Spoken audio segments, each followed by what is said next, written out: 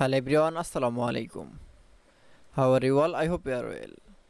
Welcome back to my channel in this new video. Today's video, how to create a round rectangle shape with Photopea. So let's started. At first, open your Photopea document. In this video, I will show create round rectangle. Now we can say then going to the rectangle menu option, then click. Now click from custom shape option. Now you can see then select from shape option. Now we scroll your mouse.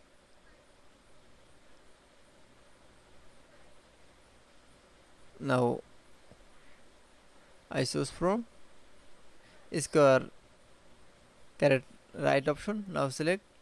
Now draw a shape. Now you can see. Now going to the movement option. Then we can see now this not full rectangle shape. Now we can see then going to again going to the custom shape mode option, then click from rectangle shape, then draw a rectangle shape. Now you can see then draw again going to the move tool option. Now you can see then you show rectangle shape.